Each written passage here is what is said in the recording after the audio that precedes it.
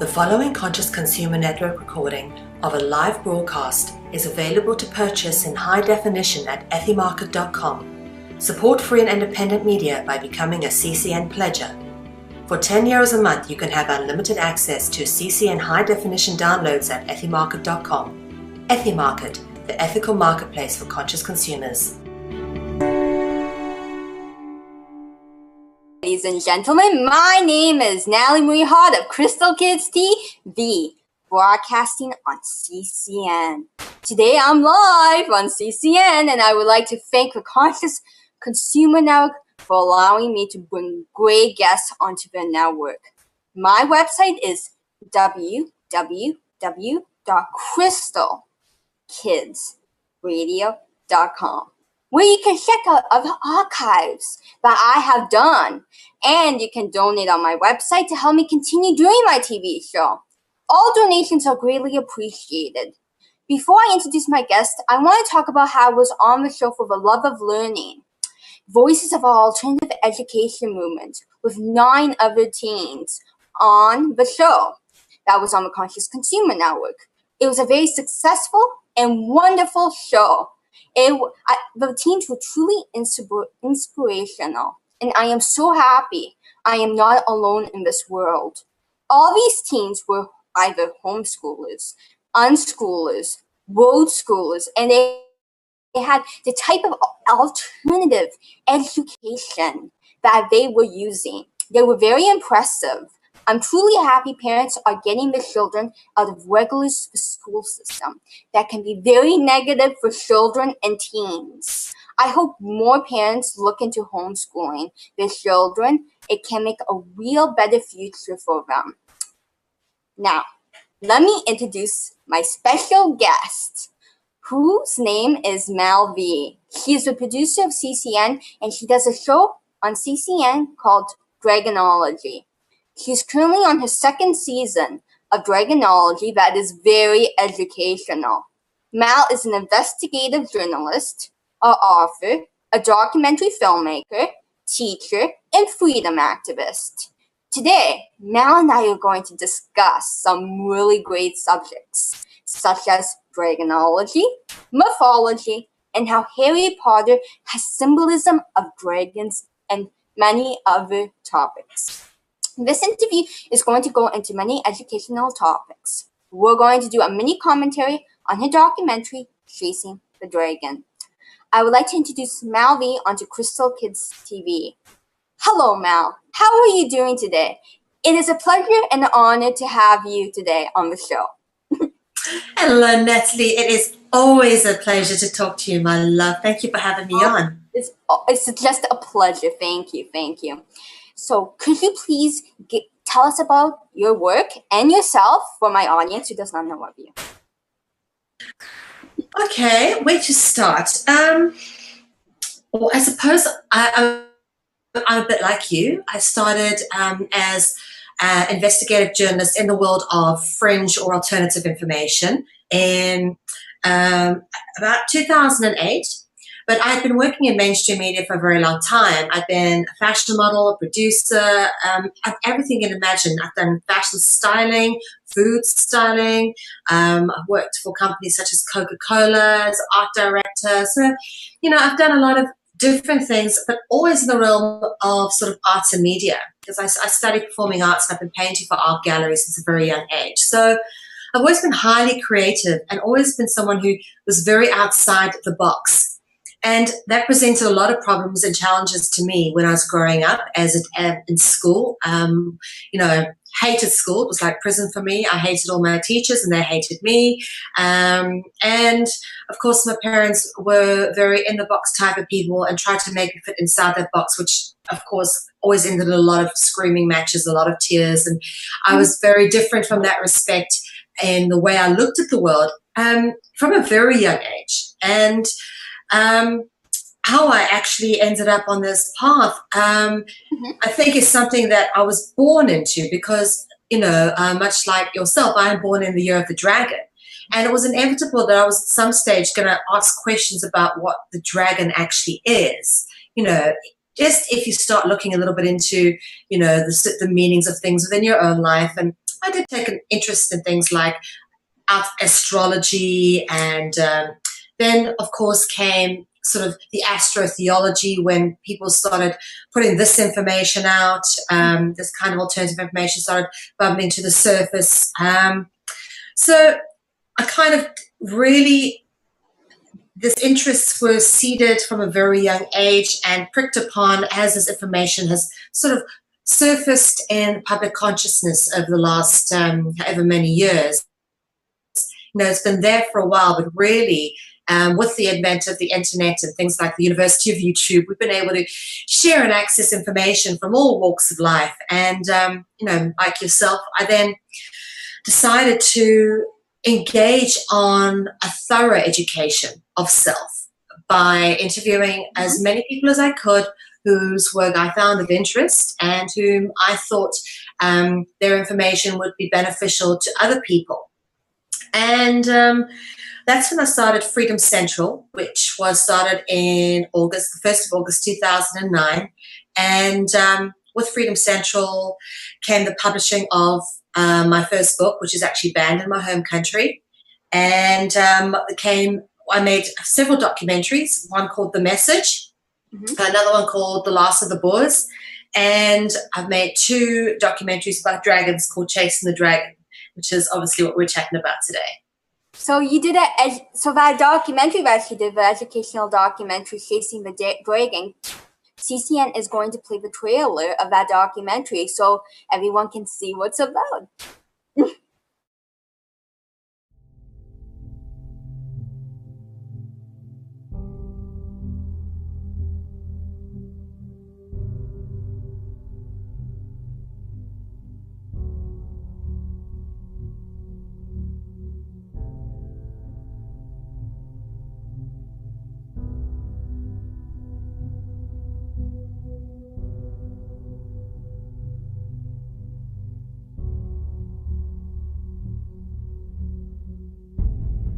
Each life we incarnate into has a divine purpose. For the majority of people on this planet, their purpose has eluded them. We have become so distracted with the struggle to survive that we have forgotten what we are here to do. In alignment with the sacred laws of nature, the ultimate purpose of all existence is to create and evolve.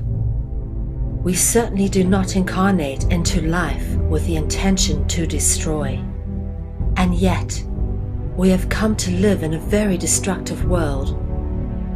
As a result, there are many out there who feel lost or adrift, whilst knowing deep down inside that something is very wrong with their reality. Many people wish they could do something of value, anything that is purposeful, instead of having to submit to a system of slavery in order to survive. It is important never to let go of that feeling. That is your soul crying out to you, telling you that your life has value and that you do indeed have a purpose. The most important thing you can do in life is to recognize your purpose, and often that requires a lot of soul searching. Life indeed dishes out some pretty tough challenges, which will either move you closer towards your purpose path, or will give you great training for when you finally realize what it is that you came here to do. But more often than not, the very clues about your life's purpose are hidden in plain sight, woven into the very fabric of our existence. But we are so easily distracted by irrelevant details that don't really matter, that often we miss the very obvious right in front of us.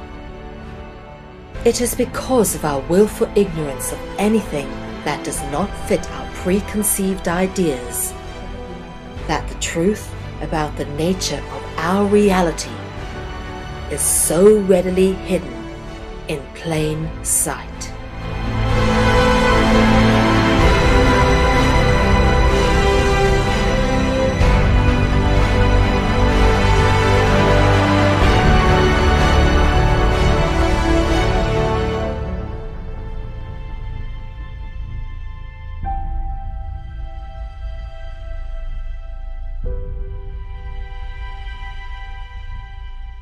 This is a very deep and personal journey, which has come to be expressed in many aspects throughout my life.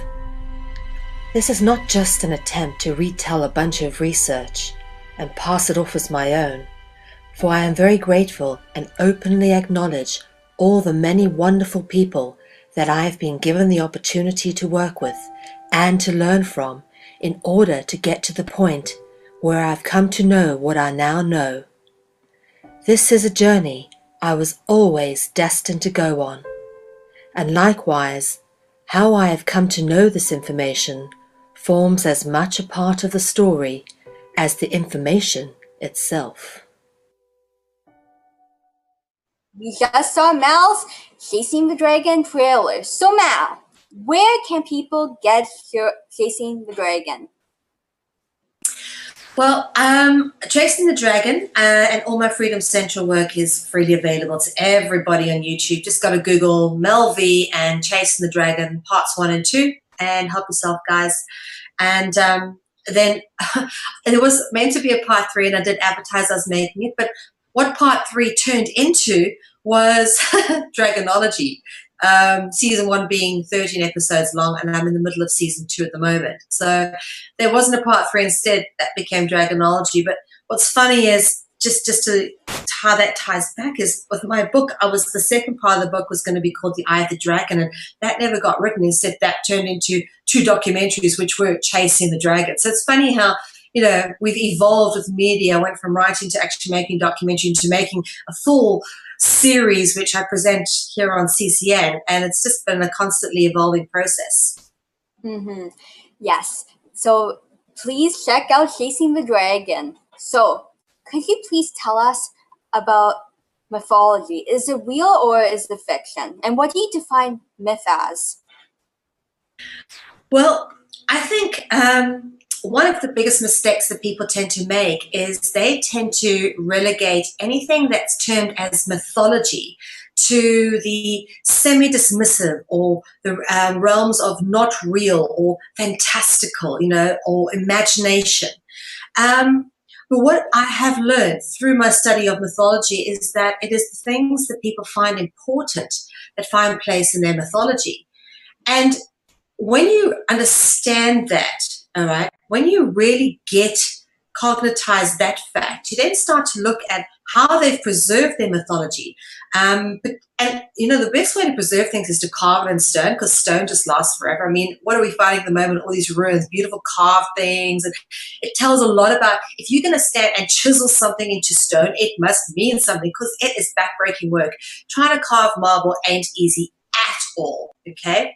And some of these amazing things which we are finding that have been carved, lots of depictions of winged beings that aren't occurring in everyday life, that we don't see, okay? Winged beings, horned beings, serpent, long shaped beings that are serpent-like or serpentine-shaped. And basically, they pop up in every single culture. And, you know, as I say, remember, it's a thing that people find important, that find place in their mythologies. And these particular beings, different representations, they've been artistically morphed from different cultures. Different cultures represent different features of the body in different ways. You know, the Chinese represent, for example, the dragon in one way, and the people in South America represent it in a completely different artistic style. But it's still, if you look closely, you can see it's the same basic shapes that are there, the winged serpent things, the elongated bodies, and a lot of what we call anthropomorphized animals, which is animals which wouldn't normally have wings, which do have wings, like sphinxes, griffins, things of that nature. But also you find a lot of sort of what we would term more mythological creatures, which are also in fact dragons. For example, the basilisks, the mermaids, fairies, phantoms, all these beings, angels, all of these are actually just other words for the dragon. And these beings turn up in every cultural mythology across the world. Doesn't matter where you're looking. If it's been recorded, they talk about these winged deities either being serpent or angelic or dragon-like or whatever. There's different words they use. But these beings turn up in every cultural mythology. So people found it important enough to preserve these beings in their mythology. That says that if it's in every culture and people found it important to preserve it by carving it in stone, surely we have to pay attention to it. It's there. It's evidence we can see and touch. It's not just hearsay. It's literally carved in stone. So I've been enthralled. The great thing about the internet is you can now pick up pictures of ruins from all over the world, but also going through ancient artworks and looking at what these guild-initiated artists of the Renaissance, Michelangelo and Leonardo da Vinci, who were very controlled by the Catholic Church and the secret societies and things like that. And you pick up all this cultural symbolism and mythology in their artworks because they were also preserving this history behind symbolism. And when you start to decode the symbolism, you start to get that all artists of the past were highly initiated because they were obviously taught what these things mean to be able to represent them in the manner that they have. So the great thing is they've left these things behind for us, the sculptures, the marble carvings, the artworks, the artifacts. It's all there for us to see, and the same patterns again and again turn up. And that is that at some point, humanity was either taken over, killed off, and reseeded by a race which basically has manipulated the course of events for humanity, imposed an artificial construct onto us through religion, society, media, education, and kept us enslaved to a debt-based monetary system. And it looks like all these things tie into the ultimate same controlling entities, which seem to be related somehow to the dragon. Yes, and everything seems to be related to the dragon. And actually, there is one place that dragons do appear. They're always being fought by saints. One example is Saint Michael, who's fighting a dragon. Could you please tell us more about that now? Yeah, this dragon slaying thing is amazing because it's a bit of a paradox, really, Natalie.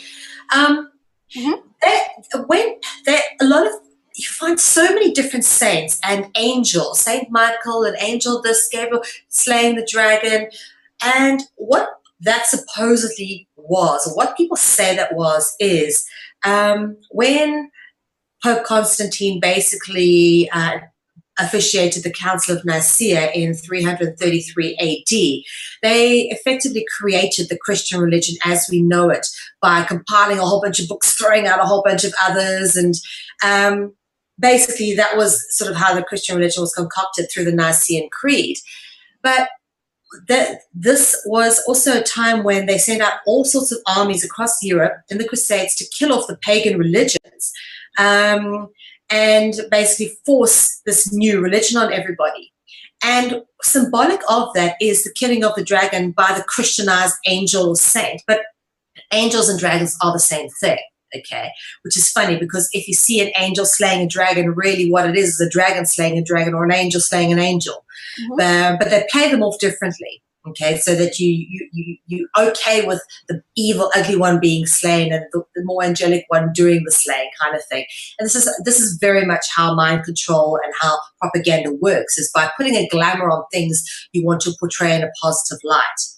And this is what supposedly the slaying of the dragon is actually supposed to represent, is the killing of the pagan religions, following on from the implementation, institution of the Christian religions as part of government.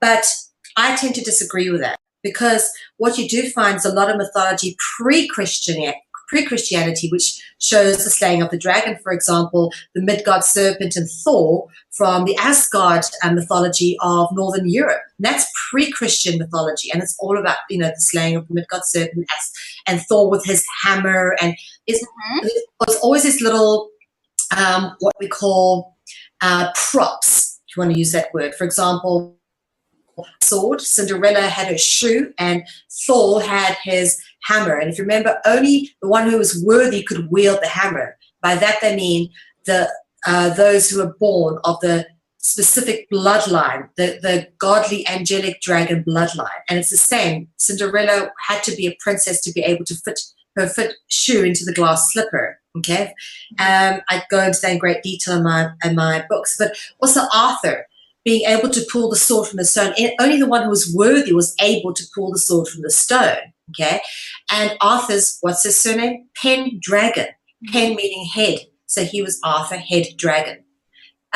So, there's all of this kind of thing ties in together, and you just got to understand what the various individual archetypal things are and what they are representing, because everything has a purpose. Things that have transcended through time and symbolic representation are important. Remember, it's what people find important that gets preserved. So you need to understand symbolic representation and what it means, and ultimately how it's been multi-layered to disguise our control and ultimately the true nature of the dragon.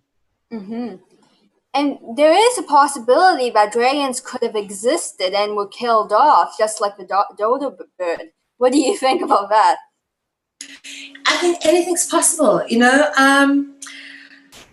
I think that there's enough evidence to suggest that there are races of dragons who perhaps are benevolent and who maybe hide away from the more evil sort of races of dragons. There's been various stories about there are 9 races of dragons. There's been stories about, the white dragons, white dragon family, red dragon family, and all of this kind of thing that's going on in the world of these collateral accounts.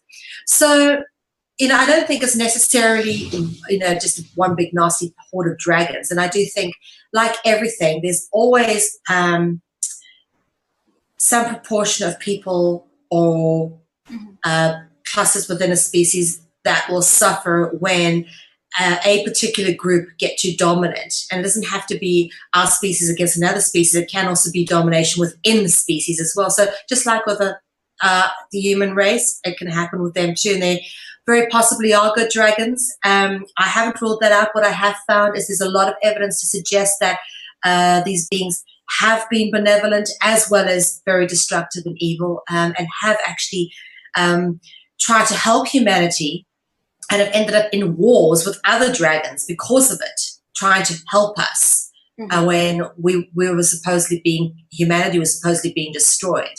And that's a whole other tangent. But yeah, definitely, I agree there could very well be good dragons, and that at one point they could have tried to kill them off.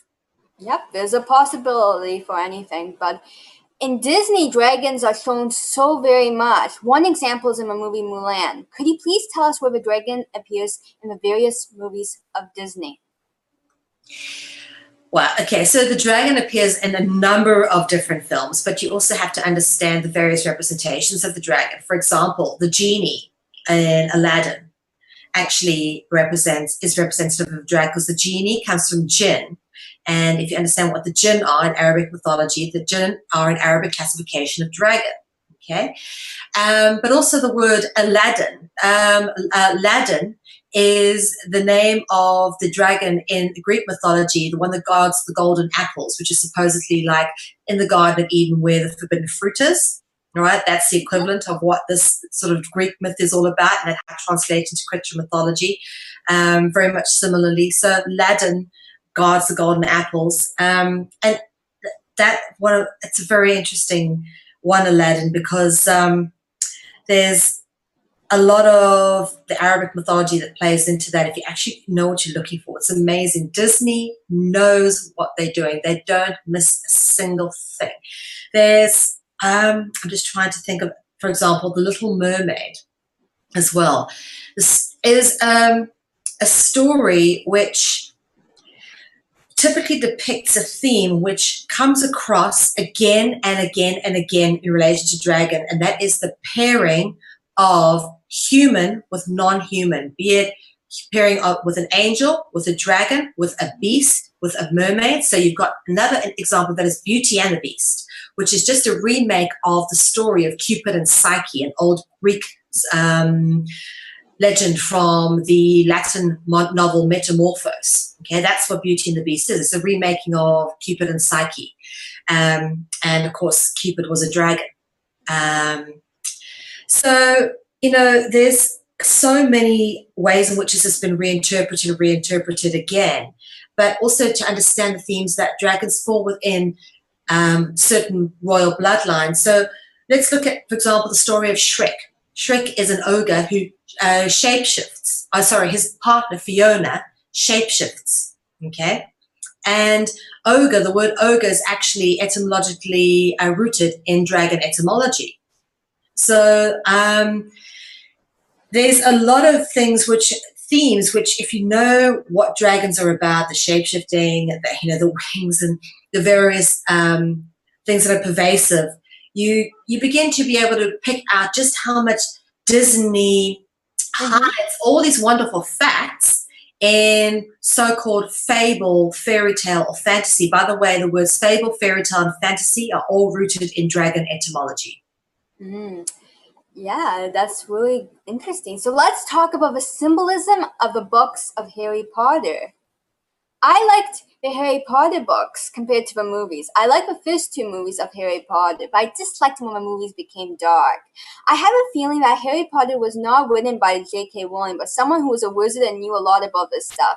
Maybe J.K. Rowling did the research, but whoever did they had a wonderful imagination and understood a lot about wizardry. They're doing a new movie in 2016 called Fantastic Beasts and Where to Find Them. Since people probably mostly watch the movie, I want to explain how Harry Potter is the best movie for Dragonology. I'll give you some examples where you see the dragon in Harry Potter. We see in Harry Potter in the Philosopher's Stone Hagrid with a dragon egg where the egg hatches. In Harry Potter and the Philosopher's Stone, we also learn that Harry Potter was able to speak to snakes. In the second movie, you see many symbols of snakes. On the book cover of Harry Potter and the Goblet of Fire appears a dragon.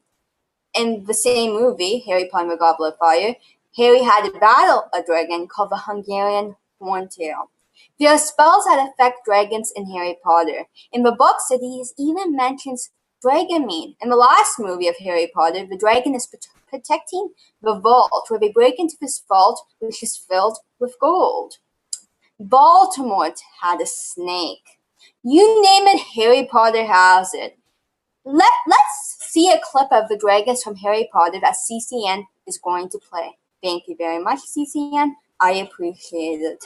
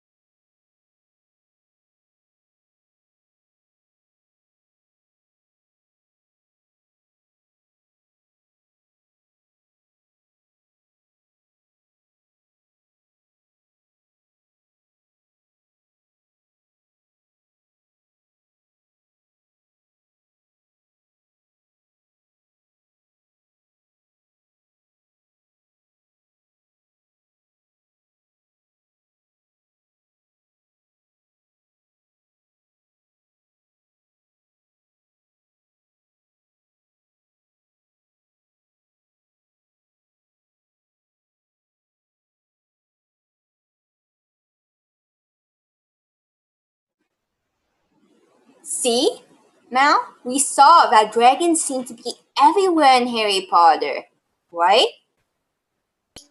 Yes, absolutely. And, I think it's one of the Harry Potters where they have a basilisk, and Harry Potter can talk to that. And a basilisk is another example of a dragon.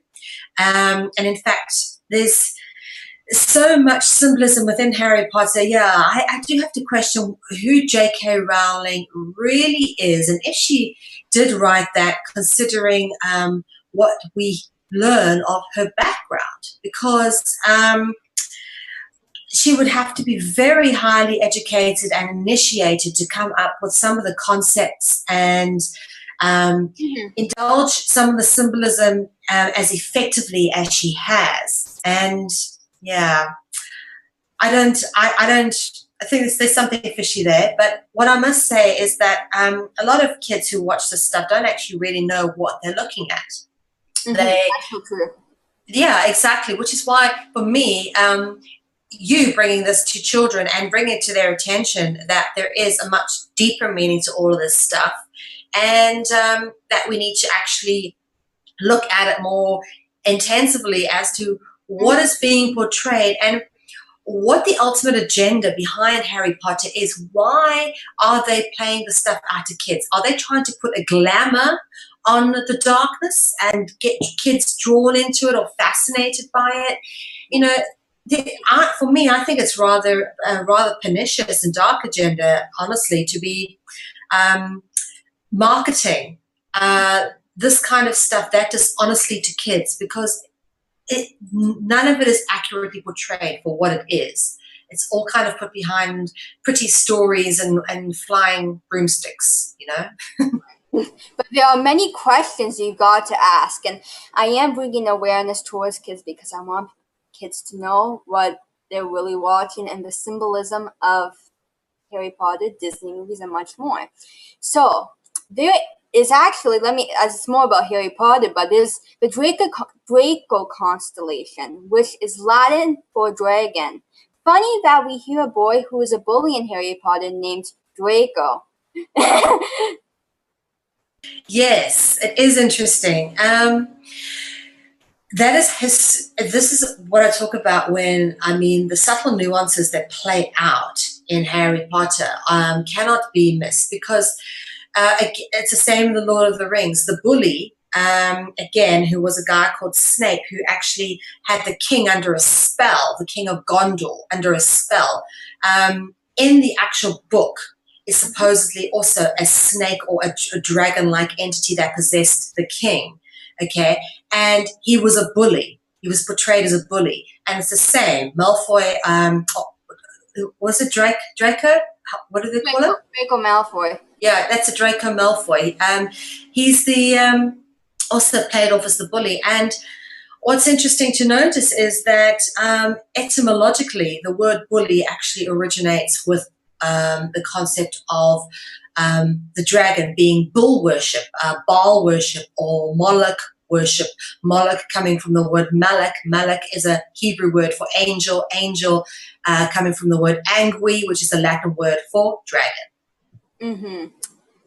Well, could you please tell us about the Griffin? Talking about the Griffin, in the movie Harry Potter, they have one of the houses in Hogwarts called Gryffindor. The title of the house is spelled different from the mythical creature, but the name is very similar and is said the same, right? Yeah, a griffin is a griffin. It does, Gryffindor or Griffin, whatever. It's still a griffin. Again, it's just another version of a dragon. Griffins are actually usually depicted with the heads and front claws of an eagle and body and tails of a lion with wings, normally with the eagle wings. It's sometimes quite sphinx looking, but it's an anthropomorphized animal with wings. And yeah, you find quite a bit of that coming up. For example, the basilisk is often depicted with cockatrice type features. It often looks like a cockerel, the head of a cockerel, with a long sort of snake-like tail.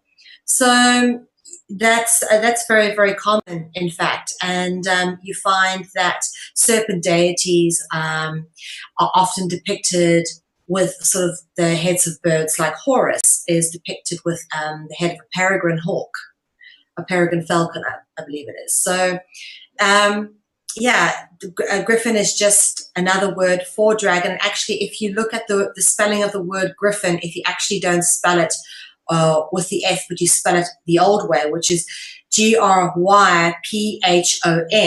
all right, it actually has a serpent root word in it, which is the offy root spelled backwards, which gives, which actually gives indication as to the fact that it is a dragon word. Interesting stuff. This is great. So could you please tell us about the mermaids and where they appear? You even see mermaids in Harry Potter. In Harry Potter, the merman people do not seem to be very nice. Even on the Starbucks logo, we see a mermaid. Do you believe mermaids could have existed, or do you think it's just a myth? No, they absolutely are real. Simply because the sheer number of places where these beings turn up and are depicted and are carved into is overwhelming. You can't ignore that they're there. They must represent something. They can't just, one person imagined a creature, a woman with long hair and a fish's tail, and suddenly they appear in every part of the world, are carved and painted and whatever else represented in different ways. It's just not possible. These things have to have been real. So the one in Starbucks is very interesting because they refer to her as the siren. Now, in French, mermaids are called les sirènes, and in the Old Greek, they're called gorgona or gorgons, such as Medusa, the lady with the snakes for hair. She was a gorgon, okay? And sirens, gorgons, harpies, all these sort of feminine succubus, all these kind of feminine winged beings, angels, all really the same thing.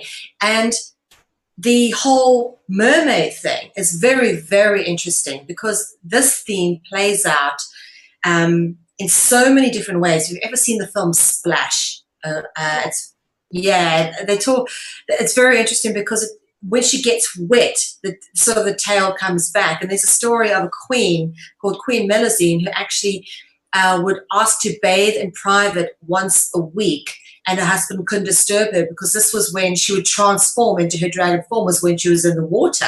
And she would be in complete private. She didn't want her husband to see that she was a dragon. And then one day he spied on her and saw her true form, and apparently she became so angry that she flew away out the castle.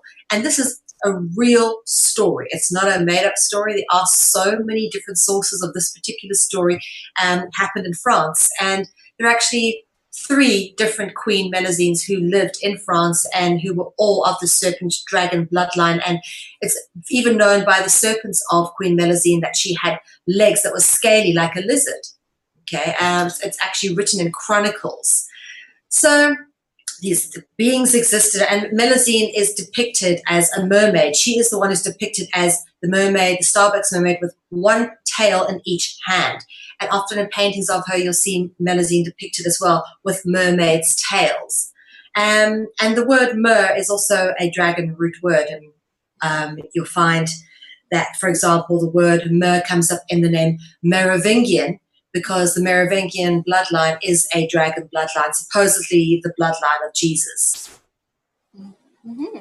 Well, could you please also tell us about Typhon? Okay, Typhon is one of the scariest of the Greek gods, supposedly.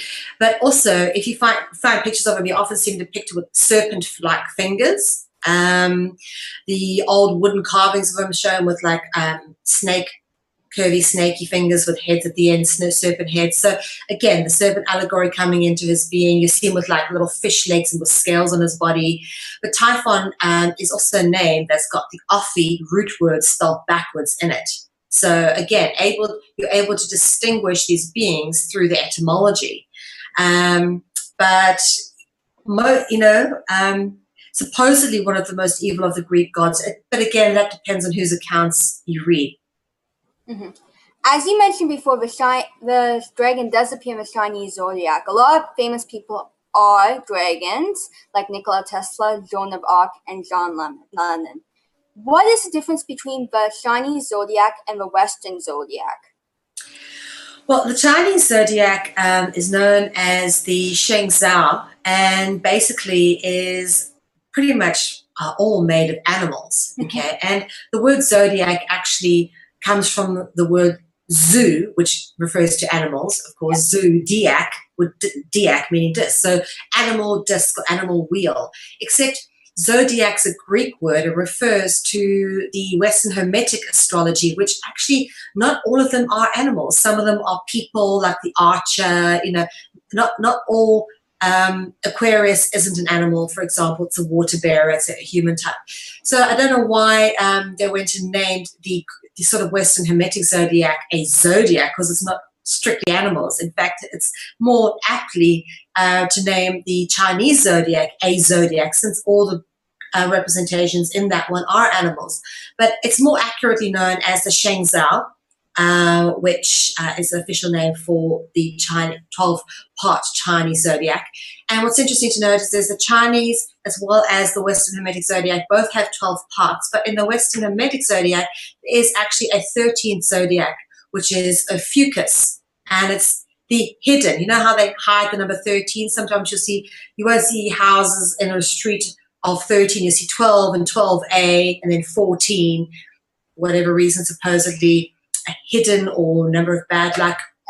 But that's one of the reasons why supposedly they've hidden the 13th zodiac, which is Ophiuchus, the serpent bearer, and of course Ophiuchus having the Ophrys serpent root word in it. Wow, this is so cool. So you talk about the origin of control. So where does the origin of control come from? The word. The origin of the word control. Yes, that's what I mean.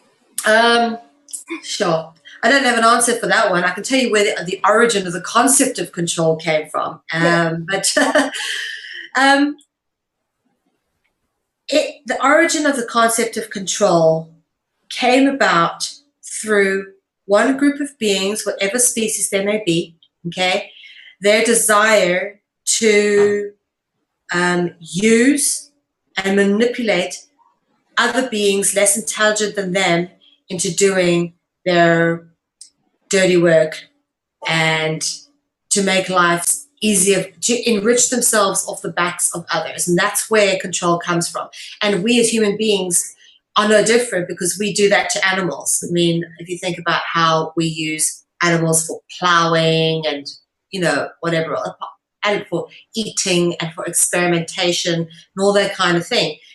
That's what we are to the godlike beings who control us. Okay, we see animals as lower in the food chain than us. That's how they see us. And unless and until we ourselves stop doing that to our fellow beings, human beings, animals, sentient beings, how can we ever expect that to be not done to us? This is one of the things that I'm very firm about with people, is that I believe that if you made all the people who were in the army into vegetarians, they wouldn't want to kill anybody, because that's what gives them their bloodlust, is the eating of meat. Okay, this is how you get people to go to wars, by feeding them animals. Okay, it's very interrelated. We are, as human beings, are not really meant to be digesting and eating animals. We're not designed to do it. In fact, there's a lot of cancers that develop from the consumption of animal products. Some people can eat it their whole life, they have no issues, but myself, I really struggle with it now, and I used to love barbecues and stuff, but what I have learned definitely is that acts of animal sacrifice, human sacrifice, and then the eating of flesh is inextricably linked to blood ritual, and ritual is inextricably linked to deities who are usually always of a dragon or serpentine nature. Well, let me tell you about Harry Potter and the Order of the Phoenix. There was a teacher who looks like a nice old lady who liked cats, actually. but her name was Dolores Umbridge. She was controlling the school by bringing laws. And this is one scene that reminds me of the school system that CCN is going to play. Thank you, CCN, and very much for doing that, and I appreciate it. Good morning, children. Ordinary wizarding level examinations. OWLs, more commonly known as owls. Study hard and you will be rewarded. Fail to do so and the consequences may be severe. Well, we just watched that clip, and that makes me think that it is exactly like the school system and what happened to me. This is what they say in classrooms, exactly what she said to a T. I feel like I'm going back to school when I listen to her words. Right. Are you waiting for me there? Sorry, Natalie, I missed my cue there. But the thing is like classrooms are always thinking inside of a box, right? Always thinking inside.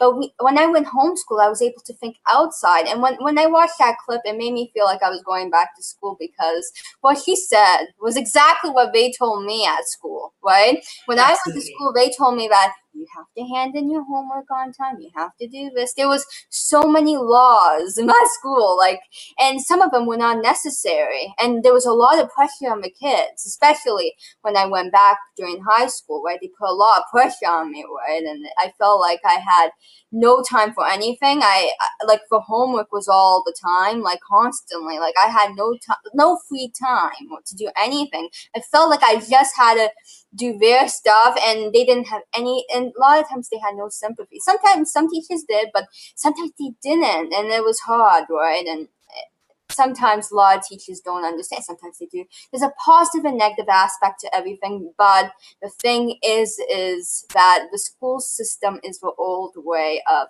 teaching. There has to be a new way, and that's what I spoke about with for the alternative education with that show last week. I spoke about in the intro, right? And I talked about my experiences as the school system, and you can get that show on the Conscious Consumer Network website. And what I experienced in the school system was truly, truly, truly sad, but it's happening to many kids, and we need to find alternative education, and alternative education is very important, right, Mel, right? Yes, so much so, Natalie. And you know what? It's children like you that show other kids how it's done. The whole point of school is not to educate, it's just to indoctrinate you. It's really there because they want to create people to fit into a system they've created. Yes. And I myself was one of those people that I looked at what they were trying to make of us, and I was going, but I didn't fit into any of those molds. What on earth am I going to do? And typically parents who are so worried about me being socially adrift because I couldn't be molded into something. I couldn't be molded into an accountant or a lawyer or a doctor, no matter how hard they tried. For some reason, I was just a very oddly shaped, something that didn't fit into any mold. But what I realized is that was my blessing. Okay, thankfully, I didn't fit into any mold. As much troubles as that may bring any young child who perhaps is expansive in the way they're thinking. Mm-hmm. They mustn't feel alienated, because that ultimately will be their blessing when they find the environment in which they can manifest all of that beautiful creativity and all of that sort of uniqueness. What we don't want is more carbon copies of exactly what we already have. We need people who push the paradigms, who go for the cutting edge, who really expand where we are as a human species. And the unfortunate part about our system at the moment is the key mechanism for survival of our existing system is the mechanism of self-preservation. And if you have that mechanism in place, your structures do not evolve. And we evolve. That's the point of existence, is to grow and to learn and to evolve. And when structures don't evolve, it means they've become irrelevant. And they are. The schooling system's irrelevant. The medical institutions are irrelevant. They're archaic and irrelevant. We now know better. We now know how to keep ourselves healthy, how to be preventative in our healing. All of this information is available.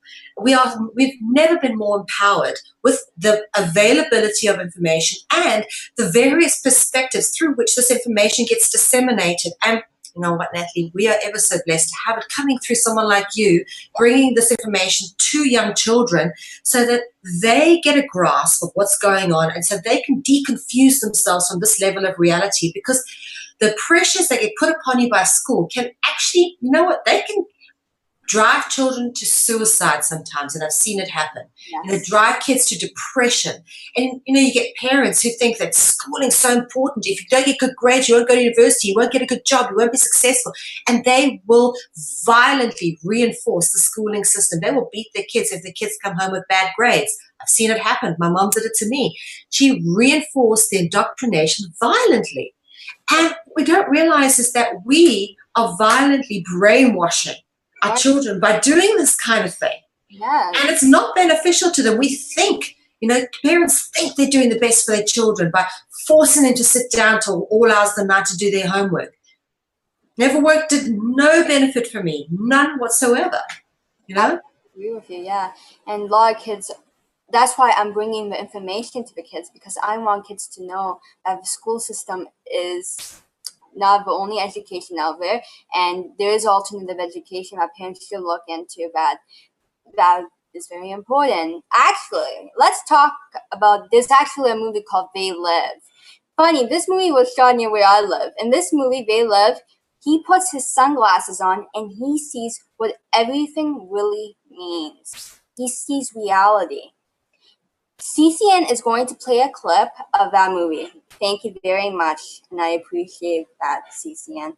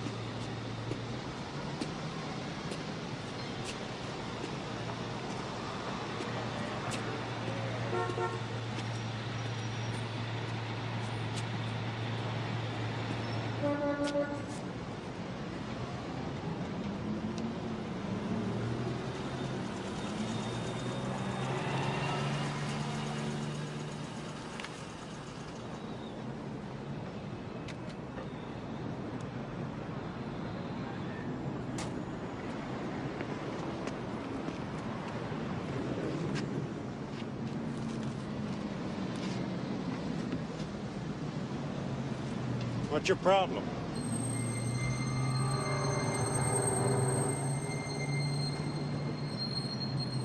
I said, what's your problem?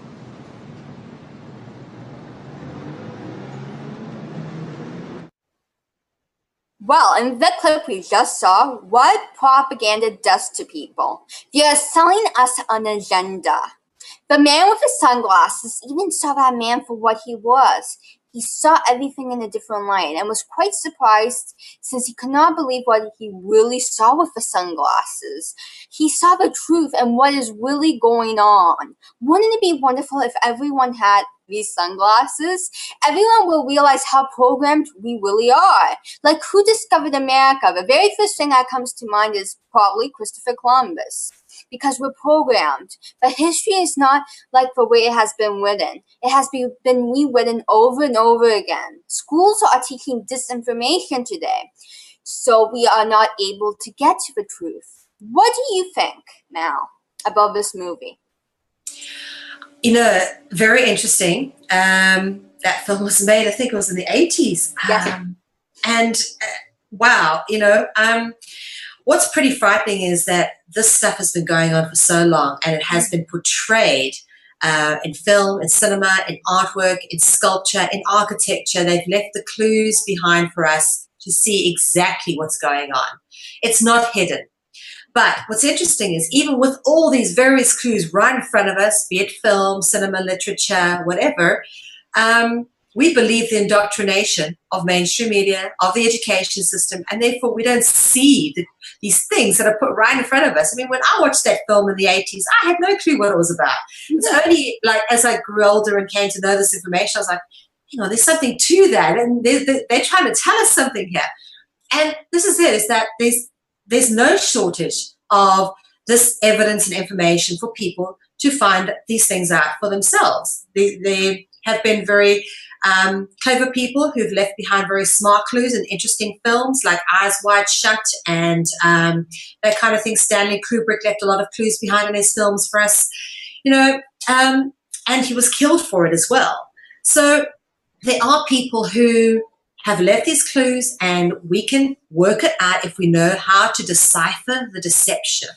And that is the key, is starting to look at what things really mean. I'll take things at face value and just do a little bit of research and a bit more of an interest in the course and trajectory of humanity, because we're all part of it. Right. But thank goodness we have the internet where we'll be able to research this stuff, right? And back then there was not the internet. So there is a way of learning the true information. And the truth information has to come out because we have been programmed for too long now. And programming is very, it's been here for a while, and we need to get deprogrammed. And that's very important to do so, right? So, Yes. What do you continue, Mel? Continue. I was going to say that the deprogramming process is probably one of the key aspects to the whole awakening process, because you can't begin to build a house on broken foundations. You need to knock down all the broken house, dig out all the old dirty foundations and start afresh. And that means start from the very beginning. And one of the ways in which we've been programmed is through our language. And this is one of the great things about the show that I do, Dragonology, is it's a thorough deprogramming from the matrix through the root of our language, which categorically proves that our language is of a serpent or dragon origin, and it is through language that we have been controlled. If you can control the words that people use, you can control the people, because you can control the way they process their thoughts and the way they then build their realities. Okay, and then you can project anything you want onto them because you know how the basic building blocks are composed because you created them. And this is what's been done, is that you look at all of our language, and there was a point in which suddenly we were reading and writing, and it seems to coincide with the appearance of these dragon-like entities who are interfacing with humanity. Prior to that, I'm of the firm belief that humanity was able to communicate telepathically. We didn't have such things as words and sounds necessarily for communication. I would imagine crying out in pain is standard throughout history. If you're in agony, you scream in agony. But that, apart from that, or maybe a laughter, I don't imagine that we were communicating anywhere in the way we are today. And certainly is one of the ways in which we have been divided is by, I give an example. I live here in Holland, and most people here speak Dutch, and I speak English. And although I understand Dutch, I'm not very fluent in it. And it does create a bit of a schism, as in I don't necessarily have a witty, energetic rapport with people because perhaps they don't understand my sense of humor when I speak English, and it's been difficult to build up those relationships. So it's easy to see how language creates a barrier in keeping people separated. So there's the first thing. It's conquer and divide and conquer, and that's taken care of with language. And then there's the other thing, which is keep people manipulated, brainwashed, mind-controlled, and you can do that if you control the language. And it all comes down to the language. So what I've been saying, we look at all the laws and everything, and there's a lot of wonderful global initiatives out there that are currently wanting to have tribunals and courts and whatnot, and all that stuff is necessary. However, My argument is until we have actually constructed a brand new way of communicating, a whole new language, a whole new alphabet, don't even call it the alphabet, a whole new way of symbolically representing a language, we cannot even begin to start tackling creating new laws and new systems, because whilst we are still using the words and the language from the dragon construct, we are giving power over to the dragon control, and we will never be completely free. Okay, so the language is the key point of deprogramming from the matrix. So again, Dragonology, guys, if you're not watching it, check out my series Dragonology. The first season's 13 episodes long, and it's a thorough deprogramming from the matrix through the root of language. Yes. Please check out his show, Dragonology. And when do you do your Dragonology episodes? Well, because we run the network, I have to be very flexible. I like, obviously, to put everybody else first, and I just fit them in wherever I can. Whoever wants the slot that I'm in, I normally give it to them and then just slot myself somewhere else. So what I say to people is just keep up with the broadcast guide, which we publish on a weekly basis, and check out where I am each week. And sometimes I do need to skip a week if I don't have enough research to do a lecture, because things like this can't be rushed. Sometimes it takes a time to, things to tick over and for you to go plot the patterns in your mind and connect the dots. It doesn't always just happen, penny drop. It doesn't always happen like that. You sometimes need to take a bit of time to think things through and pull together the facts and cross-reference everything. And I try to put one out every week, and it's honestly a lot of research, a lot of hard work, but what I do honestly love doing more than anything in the world is teaching. And of all the creative gifts that I was given, I think the thing that I'm most grateful for is my ability to, well, first off, what Biggie and I have created in terms of this amazing teaching platform, which, of course, but also now having this platform within which we've created to then be able to disseminate this information has been great, because it kind of gives me a bit of a safety zone. I don't have to kind of worry about too much because I'm safe within what we've created. And maybe perhaps that's the reason why it took me so long to start teaching the subject the way I have. I had to actually have the right platform to do it, and here it is. But, I love it. I love teaching, and I love reaching out to people like yourself who really just grasp the stuff and, just take it in and make the most of it, because that's really what it's for. It really is for you guys that I do this. It's really so you guys can learn and grow and understand. And we are growing, and that's why I even have my TV show, because I want kids to learn the truth and to learn the information, what's really going on in the world today, and to learn about what Mal's doing, to learn about other subjects, and that it's very important for learning. And learning is, knowledge is power. So if the more knowledge you have, the more power you have too. So that's very important to have, and to learn is very essential. So let's Conscious Consumer is going to play a clip for us, because I want everyone to see this clip of a cat rescue. And it is very heartwarming. I think one kind thing will change the world. One kind act. It's very important, kindness, and I think everyone should see this clip. Conscious Consumer is going to play right now. Thank you very much, CCN. Let me close this up. Letter 222, have 104, 121, just one admin. 2. 104,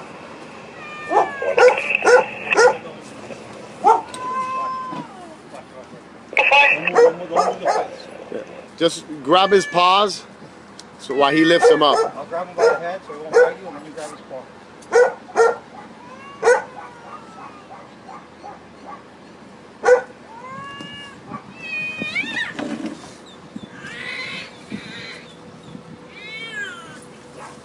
Another successful cat rescue. See, there are changes in the world, as we saw in the clip. People are doing wonderful things for animals. Animals are suffering so much, and we need to help animals since they're being abused. Animal abuse is terrible. What they're doing to animals is so dreadful. And it just hurts me so badly to see an animal in pain. I think if one person makes a change, the future will be better for the generations to come. Right now, the future is the change. Natalie, you said something there that's so important. One kind act can change the world. And yeah, absolutely. You know, I'm an animal lover, and that cat clip, when I saw it, really did melt my heart, because my cat is my little child. I always tell people I've got two beautiful children, my cat and my beloved husband. So, but you know, they're you know, my family, and I actually really can't understand how anybody can be cruel to animals. But you know, yet there's still a lot of testing and stuff going on to animals, and the ways in which animals are farmed is very cruel.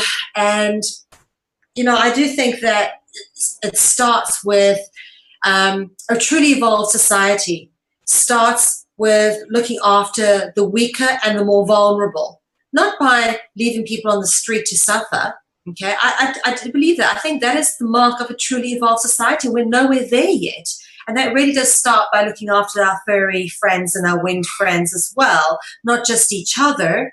And definitely moving towards a less meat-based diet, because the farming industry is very cruel.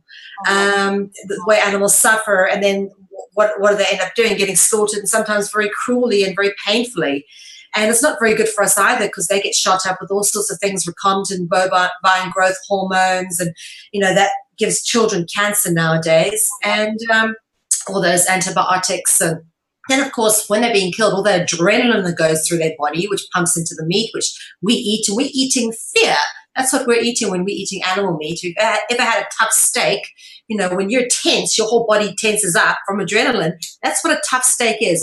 It's a meat that's had a lot of adrenaline through it, you know. So people need to be aware of this kind of stuff when it comes to readjusting how we look at things. And I can hear all my hamburger loving friends going, "Oh no, she's not going on about the meat stuff again, is she?" But you know, it's a tough one for me too. I'm South African and I love to barbecue, and the smell of barbecue in summer just, it's just divine. You know, we love it. But is it right? Is it ethical to make animals suffer so that we can have a few moments of culinary pleasure? We need to readjust the way in which we create our reality, because we create a lot of the suffering. The energy of those animals, you know, feeds off into the atmosphere and affects everything. We have to reduce the suffering actively, okay, to rebalance the energies. So yeah, kindness, you know, one kind that can change the world. Coming back to that point, Natalie, so poignant. And this is the reason why we started CCN. Really, it was an act of kindness to give the truth and freedom-seeking alternative media a place to finally be able to reach their full potential on a par with the capacities of mainstream media.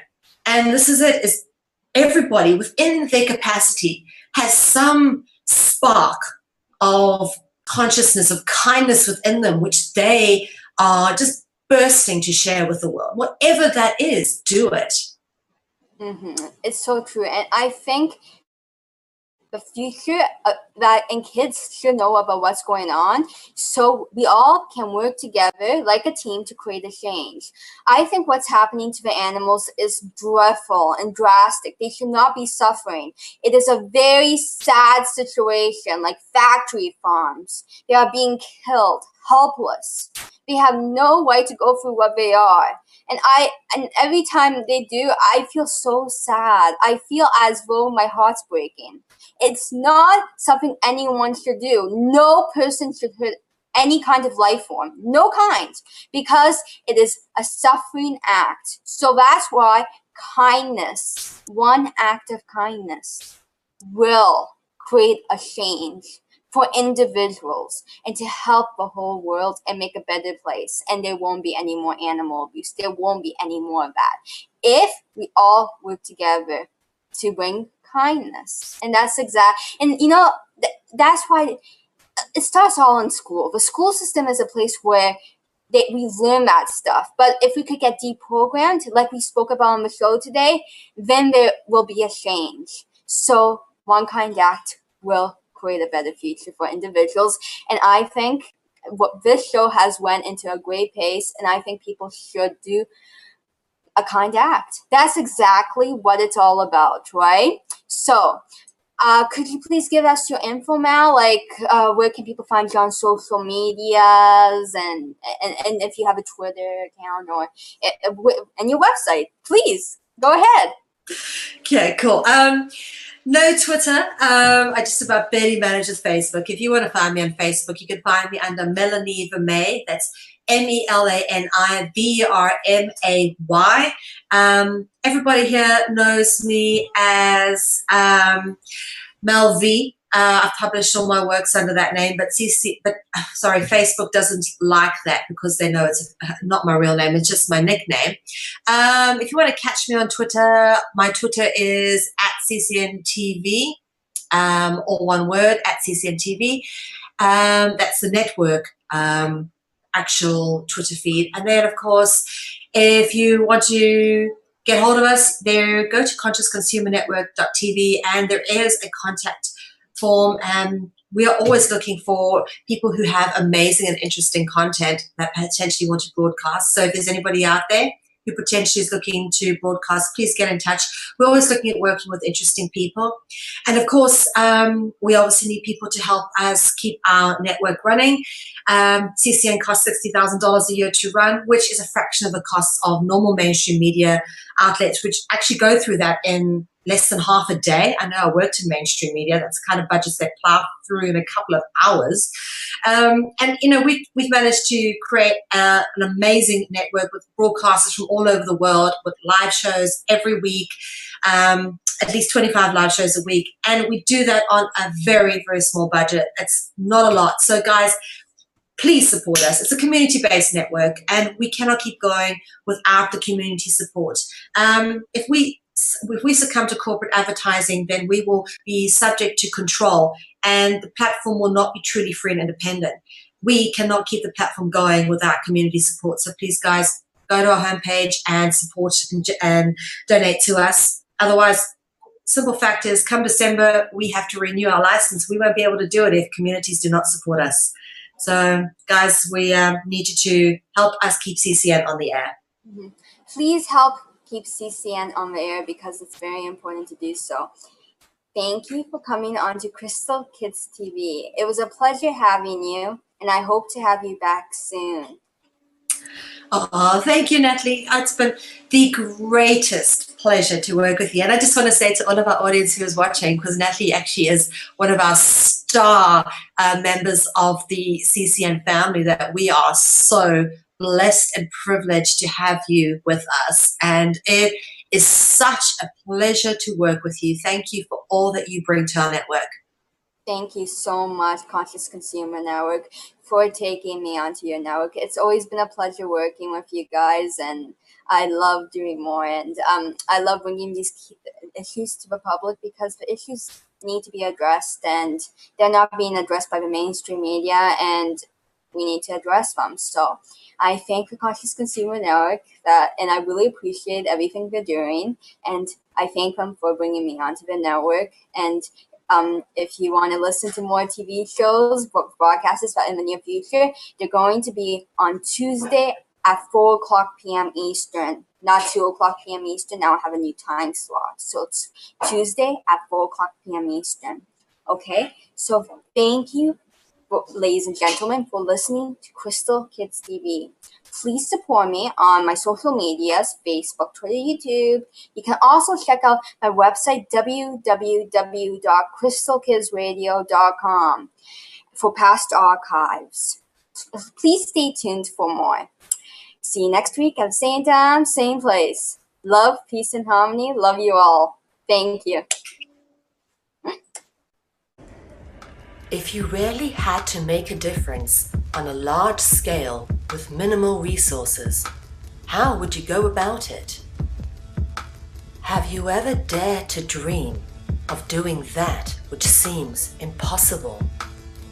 On a planet steeped with corruption and destruction, the question beckons, how do we change it? Media has a far-reaching impact on people, and has been used to manipulate humanity into our current destructive patterns. In order to affect people into moving into constructive patterns of behavior, we need to construct a new paradigm of media.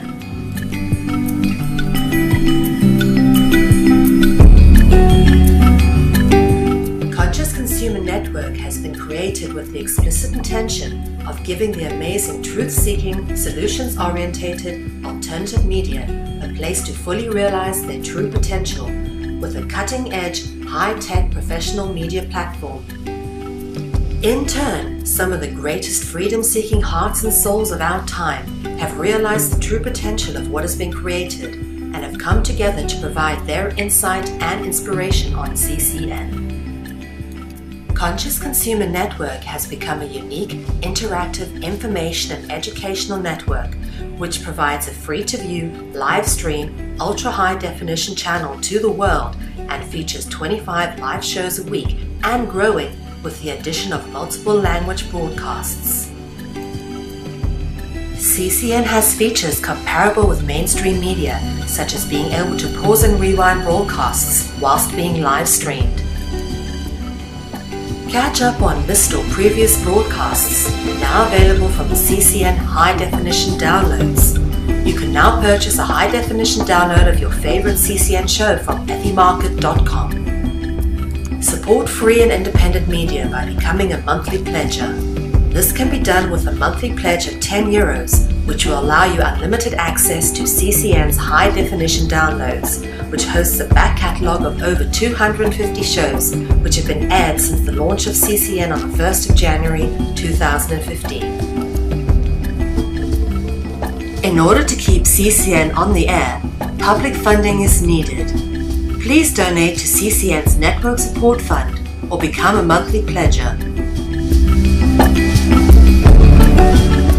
Help keep alternative media in the hands of the people. We thank you for supporting free and independent media.